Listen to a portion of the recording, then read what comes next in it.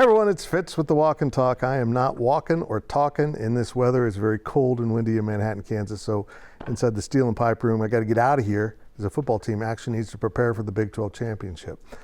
Very interesting press conference today. But first I want to start with a story. And it was 2003 in Kansas State, went to the Big 12 championship and played a really good team in Oklahoma. And K-State had injuries and they had some losses, including an unexpected non-conference loss. And they went down to the Big 12 championship in Kansas City. And the day before the game, I went to pick up our credentials in the Big 12 media room, wherever that was, at a hotel.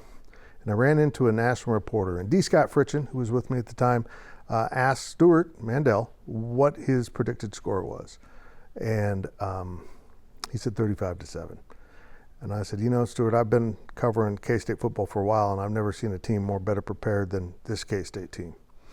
And he said, okay. But as everyone did leading up to that 2003 Big 12 championship, everyone excused K-State as a speed bump on the way to something better and bigger for Oklahoma. I'm not ready to say that, and by the way, Stuart, you did get the score right. Wrong team, right score. I'm not ready to say this team's in that position. I'm not around them quite as much as I was, but I think maybe after Thursday's discussion with the coordinators, I'll have a better feel for this. But this team is really focused. This team's in a really good place. You know, Deuce Vaughn mentioned he was amped up, and he's ready to go. And, you know, managing your emotions before a game like this is just absolutely enormous. But they seem really locked in. And I asked all the players and Coach Kleiman after 12 games, you know, how would you describe this team? What do you know about this team?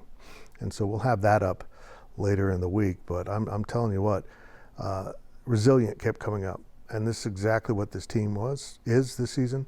And that's what the 2003 team was. And to be real honest, to beat TCU, it's going to take a similar performance that what K-State had back in that historic night at Arrowhead. An incredibly focused game. Even though Oklahoma scored the first touchdown of the game, K-State gathered itself and played exceptional football in all aspects. To beat this TCU team, to survive four quarters with them, because you can get up on them, as we all know, we saw it when these two teams met. To beat this TCU team, you've got to be immensely focused.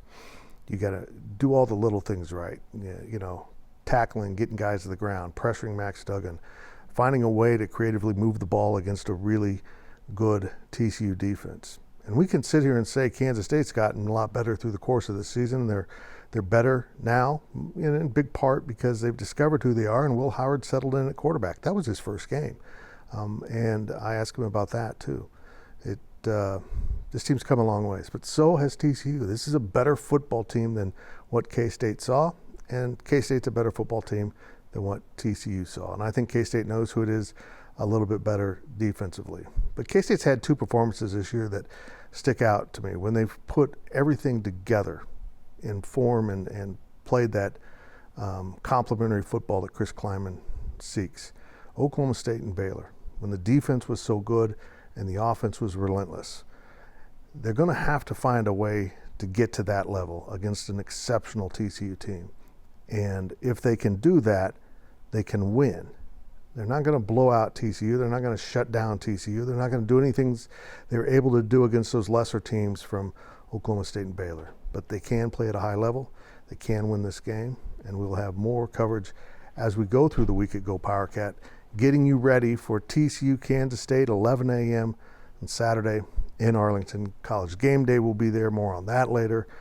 They've amped up kind of the production value of the game, as we had a story up at GoPowercat on Tuesday about that.